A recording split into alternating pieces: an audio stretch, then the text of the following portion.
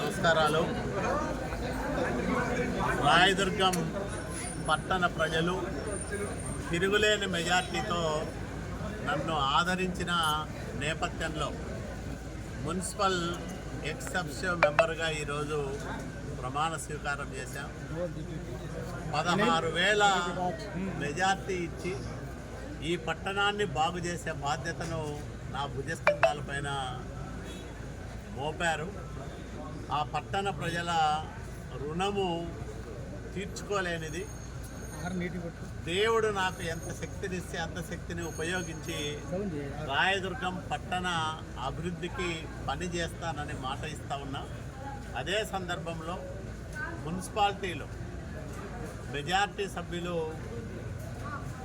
వేరే పార్టీకి సంబంధించిన వాళ్ళు ఉన్నా వాళ్ళందరూ కూడా ప్రజాప్రతినిధులు కాబట్టి వాళ్లకు గౌరవ మర్యాదలు తగ్గకోకుండా చూస్తానని చెప్పాను.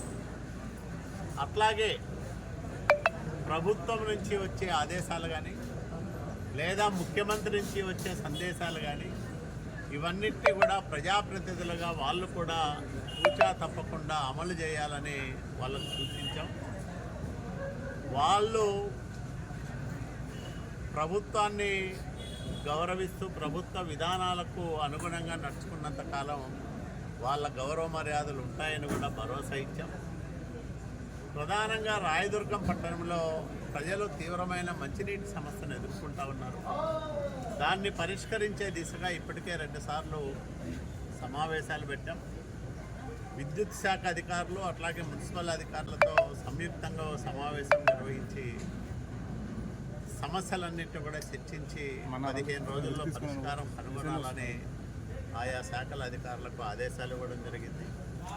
రెండోది, ప్రధాన మురుగునీటి వ్యవస్థ సక్రమంగా లేని కారణంగా వర్షం వస్తే నీళ్ళన్నీ కూడా రోడ్ల మీద పొంగి పొరలడం, ఇళ్లల్లోకి రావడం, షాపుల్లోకి రావడం జరుగుతూ ఉంది.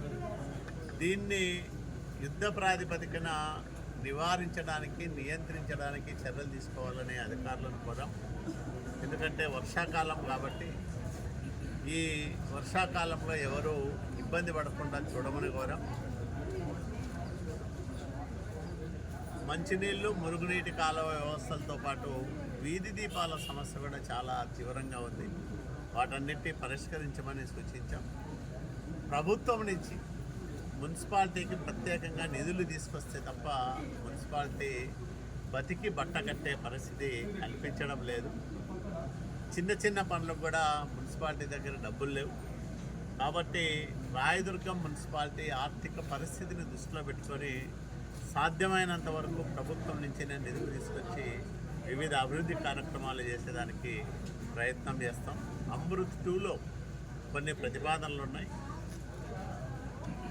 కనేకల్లు రాయదుర్గం మధ్యలో ఉండే ప్రధానమైన పైప్ లైన్ను మార్చాలని ఒక ప్రతిపాదన ఉంది. ఎక్కడైతే ఇబ్బందులు ఉన్నాయో అక్కడైనా కనీసం విద్యుత్ ప్రాతిపదికన మార్చాల్సిన అవసరం ఉంది. దాంతోపాటు పట్టణంలో కనీసం 3 నీళ్ళ ట్యాంకులు నిర్మించాల్సిన అవసరం ఉంది. అట్లాగే విస్తరించిన ప్రాంతాలకు పైప్ లైను ఏర్పాటు కూడా జరగాల్సిన అవసరం ఉంది. ఇవన్నీ దశల వారీగా అమలు చేసి రాయదుర్గం పట్టణ ప్రజల అవసరాలు తీర్చడంతో పాటు రాయదుర్గం ఏ అభివృద్ధి చెందిన పట్టణానికి నగరానికి తీసుకోదనే విధంగా వచ్చే 5 సంవత్సరాల కాలంలో రాయదుర్గాన్ని అన్ని విభాగాల్లోనూ అభివృద్ధి చేసి చూపిస్తామని కూడా నేను మనవి చేస్తాను.